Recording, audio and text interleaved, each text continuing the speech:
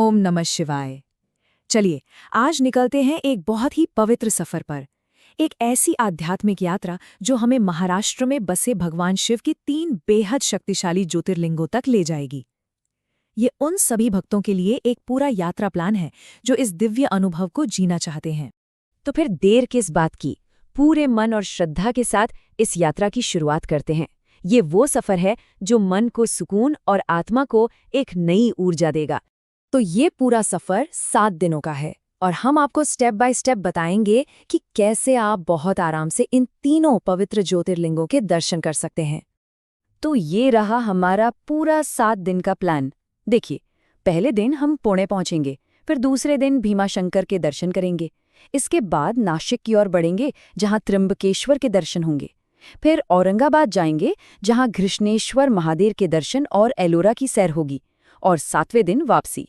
एकदम साफ और सीधा रास्ता है ताकि यात्रा में कोई परेशानी ना हो। तो हमारी इस दिव्य यात्रा की शुरुआत होती है पुणे शहर से, जो हमारे पहले पड़ाव का बेस कैंप होगा। अच्छा, तो पहले दिन पहुंचते ही सीधे दर्शन के लिए नहीं भागना है। पहला दिन है थोड़ा आराम करने का, उस जगह के माहौल में ढलने का। और जब पुणे में है तो शनिवार वाड़ा और आगा खान पैलेस जैसी जगह घूमकर यात्रा के लिए मन को तैयार करने का। इससे अच्छा तरीका और क्या होगा, है ना? पहले दिन की तैयारी के बाद अब बारी है हमारे पहले ज्योतिर्लिंग दर्शन की। चलिए चलते हैं भीमाशंकर की ओर।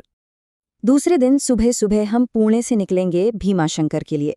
ये रास्ता करीब 110 किलोमीटर का है, मतलब 3 से 4 घंटे तो लगेंगे ही। पर यकीन मानिए, ये सिर्फ एक ड्राइव नहीं है। सह्याद्री की पहाड़ियों के बीच से गुजरते हुए ये रास्ता खुद में एक अनुभव है, जो दर्शन से पहले ही मन को भक्ति भाव से भर देगा। और फिर जब आप भीमाशंकर मंदिर पहुंचेंगे, वहां भगवान शिव के दर्शन करके जो शांति मिलेगी वो तो है ही, लेकिन आसपास का घना जंगल और सह्याद्री की हरियाली वो भी मन मोह लेती है। अच्छे से दर्शन करने के बाद शाम तक हम वापस पुणे लौट आएंगे, रात में आराम करने के लिए।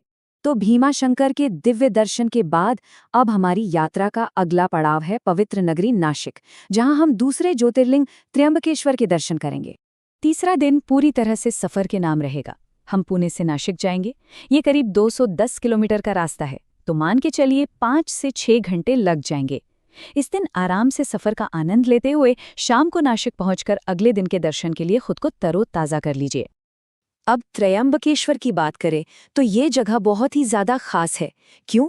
क्योंकि यहाँ सिर्फ ज्योतिर्लिंग ही नहीं है, बल्कि यहीं से जीवनदायिनी पवित्र गोदावरी नदी भी निकलती है। मतलब एक ही जगह पर दोहरा आशीर्वाद। तो चौथा दिन पूरा का पूरा त्र्यंबकेश्वर के नाम। कोई जल्दी नहीं, कोई भागदौड़ नहीं, आराम से दर्शन कीजिए। मंदिर परिसर में समय बिताइए और उस जगह की दिव्य ऊर्जा को अपने अंदर महसूस कीजिए। 2 ज्योतिर्लिंगों के दर्शन के बाद अब हम अपनी यात्रा के आखिरी पड़ाव पर पहुंच रहे हैं। हमारा अगला डेस्टिनेशन है ऐतिहासिक शहर औरंगाबाद, जहां हमारे तीसरे और अंतिम ज्योतिर्लिंग घृष्णेश्वर महादेव विराजते हैं। तो 5वें दिन हम नासिक से निकलेंगे औरंगाबाद के लिए। ये ड्राइव करीब 190 किलोमीटर की है, जिसमें 4 से 5 घंटे लग जाएंगे। ये सफर हमें हमारे अंतिम ज्योतिर्लिंग के और भी करीब ले जाएगा। और छठा दिन, ये इस यात्रा का सबसे यादगार दिन होने वाला है। हम घृष्णेश्वर ज्योतिर्लिंग के दर्शन करेंगे और सबसे अच्छी बात यह है कि मंदिर के बिल्कुल पास ही विश्व प्रसिद्ध एलोरा की गुफाएं हैं। तो सोचिए, एक ही दिन में भक्ति और इतिहास का ऐसा अद्भुत संगम देखने को मिलेगा। तो ये तो हो गया पूरा प्लान, लेकिन किसी भी यात्रा पर जाने से पहले कुछ जरूरी बातें जान लेना अच्छा होता है ना? तो चलिए कुछ टिप्स पर भी नजर डाल लेते हैं, जिससे ये तीर्थ यात्रा और भी सहज हो जाए। देखिए, सबसे पहली बात तो ये कि अगर हो सके तो एक प्राइवेट गाड़ी या टैक्सी कर लीजिए। इससे आने जाने में बहुत सुविधा होगी। दूसरी बात, मंदिरों में सुबह सुबह जल्दी दर्शन के लिए जाएंगे तो भीड़ कम मिलेगी और बहुत शांति से दर्शन हो पाएंगे। और हाँ, जब वहाँ हैं ही तो थोड़ा समय निकालकर वहाँ का लोकल खाना जरूर खाइए। इससे यात्रा और भी यादगार बन जाएगी। और बस 7वां दिन है औरंगाबाद से वापसी का। इन तीनों ज्योतिर्लिंगों का आशीर्वाद लेकर एक नई ऊर्जा और ढेर सारी शांत और पवित्र यादों के साथ अपने घर लौटने का दिन।